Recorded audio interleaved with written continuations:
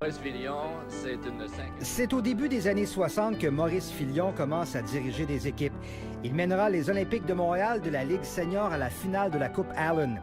En 1969, Maurice Filion amorce une nouvelle aventure alors qu'il se retrouve derrière le banc de la nouvelle équipe junior de Québec, les Remparts de Québec. Les Remparts en or de l'époque vont se couvrir de gloire en remportant la précieuse Coupe Memorial de 1971. Maurice Filion est porté en triomphe. L'entraîneur des Remparts avait eu la distinction de diriger un joueur d'exception, en Guy Lafleur. Dès 1972, Maurice Filion se lance à nouveau dans une nouvelle aventure, les Nordiques de l'Association mondiale de hockey. Embauché comme dépisteur, il deviendra vite l'entraîneur de l'équipe alors que le légendaire Maurice Richard remet sa démission après 2 matchs seulement. À la fin de cette première saison, il deviendra le directeur général de l'équipe. Sa meilleure transaction à l'époque de l'AMH demeurera l'acquisition de Marc Cardy, qui joue alors pour les Stags du Michigan. Au printemps de 1977, Maurice Filion et les Nordiques remportent la Coupe AFCO, emblème de la suprématie de l'Association mondiale. Pour une courte période de 21 matchs, il reviendra derrière le banc de l'équipe à la campagne de 1977-78. Il remplacera également Jacques Demers au début de la saison 80, mais décide d'embaucher Michel Bergeron, qui dirigera la destinée de cette équipe d'expansion de la Ligue nationale.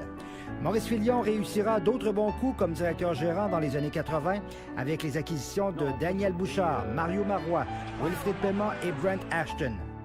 On va toutefois longtemps lui reprocher d'avoir échangé Dale Hunter aux Capitals de Washington à l'été de 1987 pour un choix de première ronde. Un choix de première ronde qui deviendra Joe Sakic. En 1988, les Nordiques lui confient un nouveau rôle plutôt vague à titre de gouverneur et vice-président aux opérations hockey. Il reviendra toutefois en 1990 pour remplacer Martin Madden avec la délicate mission d'échanger Peter Stastny et Michel Goulet. Maurice Filion quitte après les Nordiques, mais demeurera impliqué au niveau des sports à Québec, donnant un coup de main à la famille Tanguay pour l'implantation d'une équipe de football universitaire à Québec en 1995, le Rouge et Or de l'Université Laval. Alexandre Daigle va être suspendu pour 8 parties. Il a aussi cumulé la fonction de préfet de discipline de la LHJMQ et depuis 2006, le trophée remis au meilleur directeur gérant du circuit porte le nom de Trophée Maurice Filion. Maurice Filion demeura l'un des hommes de hockey les plus importants de l'histoire de la ville de Québec.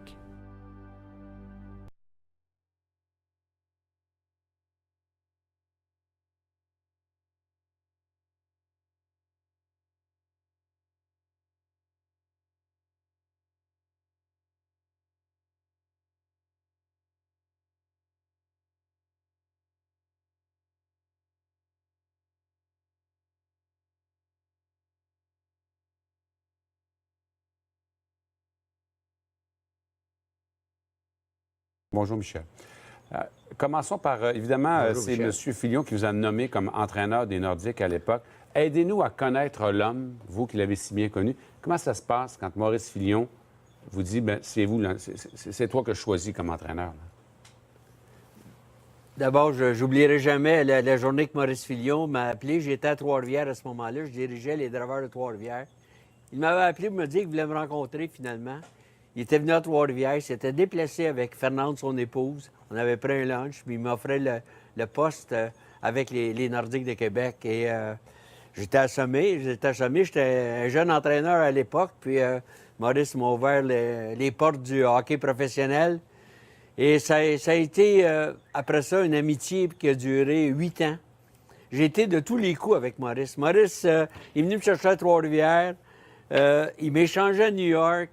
Et même en 87, à un moment donné, Maurice m'avait dit avant un match, si on ne gagne pas ce soir, je suis obligé de te congédier. Et il m'a dit ça avec les larmes aux yeux. Mais je le voyais comment il était peiné de tout ça. Mais moi, aujourd'hui, là, je trouve que c'est tellement triste parce que Maurice, son épouse Fernande, ses 3 fils, Raymond, on le connaît bien. Ses 2 jumeaux, on les connaît moins. Mais je sais comment Maurice avait un amour inconditionnel pour sa famille. C'était au-delà du hockey. Ça passait sa famille. Après, c'était les Nordiques, bien entendu. Il a été de tous les coups à Québec. C'est l'homme de hockey de Québec. C'est une journée triste aujourd'hui. Ça se peut pas. Michel, c'est quelqu'un qui, quand on de l'extérieur, nous paraissait comme un homme éminemment avec beaucoup de classe et de vraies valeurs aussi. Intègre. Intègre, solide. C'était un monument, Maurice. C'était... il faisait peur, mais quand on le côtoyait, comme je l'ai côtoyé pendant 8 ans, là, c'était un gars sensible épouvantablement. C'était quelqu'un, même dans la rivalité avec le Canadien, des fois, il me disait à la 3e période, j'ai quitté le Colisée ou j'ai quitté le Forum, parce que c'était trop intensif pour lui à ce moment-là. Mais quand on a battu le Canadien, les 2 années que j'ai dirigé et que lui, Maurice, était directeur gérant, là, on a passé la plus belle nuit de notre vie. À trinquer, bien entendu. C'était notre Coupe Stanley, c'était notre victoire. Ouais. Mais ça a été... Je parlais tout à l'heure qui a voulu me congédier, là. Je me souviens, j'étais en compagnie de Pierre Lacroix et de Maurice Filion lorsqu'il m'a annoncé qu'il me congédiait si on ne gagnait pas. Et finalement, on a gagné ce match-là. Après le match, j'ai dit, ouais, mais Maurice, qu'est-ce qui arrive, là? Après, il dit jamais, je vais te refaire ça. Jamais, il me disait ça avec les larmes aux yeux. Mon épouse Michel était là, puis il s'est tellement occupé de moi, il s'est tellement occupé de ma famille, mon intégration. J'étais un jeune entraîneur qui avait un anglais ordinaire. Puis là, je dirigeais des super vedettes de la Ligue nationale. Il m'a toujours appuyé. Michel Bergeron, on sait très bien que c'est votre... J'ai aimé ces gars. Michel Bergeron, on sait très bien que c'est votre ami aussi, alors on vous souhaite de sincères sympathies à vous également, Tigre. Merci.